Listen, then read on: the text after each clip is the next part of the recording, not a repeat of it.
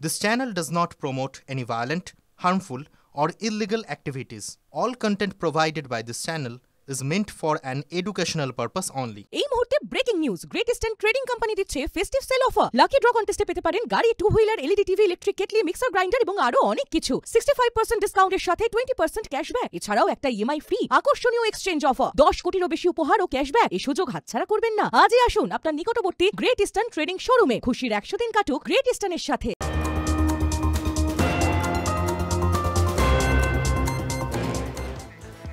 দুবরাজপুরে football মাঠে তৃণমূল নেতার ভাইপোর দাদাগিরি, জয়ী দলের সদস্যদের বেধড়ক মারধরের অভিযোগ।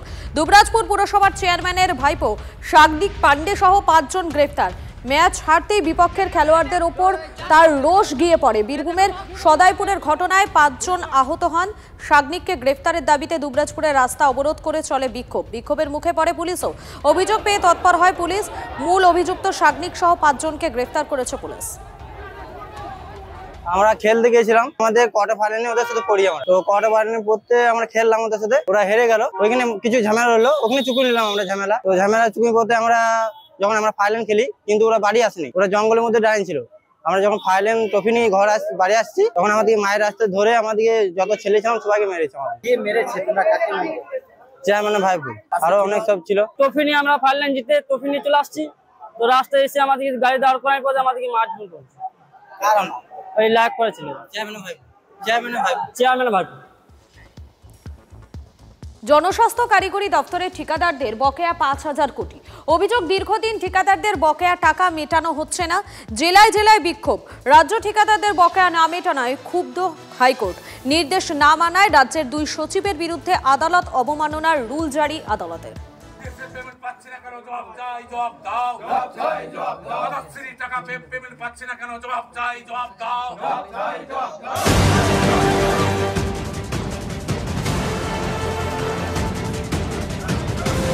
জেলায় জেলায় ঠিকাদারদের বিক্ষোভ। বকেয়া টাকার দাবিতে আলিপুরদুয়ার থেকে শুরু করে নন্দীগ্রামের 2টি ব্লকেও বিক্ষোভ।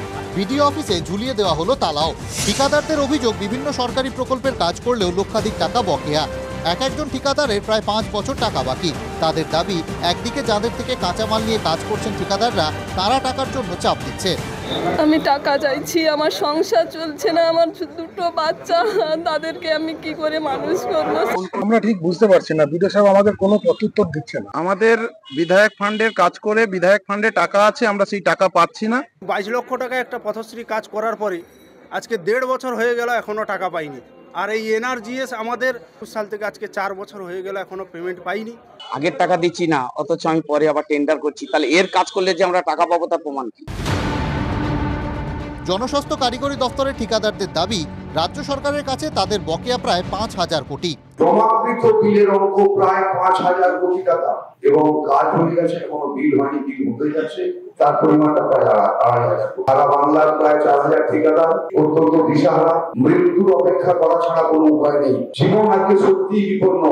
এই পরিস্থিতিতে রাজ্য সরকার ঠিকাদারদের বকেয়া না মেটানোয় ক্ষুব্ধ হাইকোর্ট। নির্দেশ না মানায় রাজ্যের অর্থ সচিব ও নগর উন্নয়ন দপ্তরের সচিবের বিরুদ্ধে আদালত অবমাননার রুল জারি করা হয়েছে। রায়গঞ্জ পুরসভার ঠিকাদারদের 15 বছরের টাকা বাকি।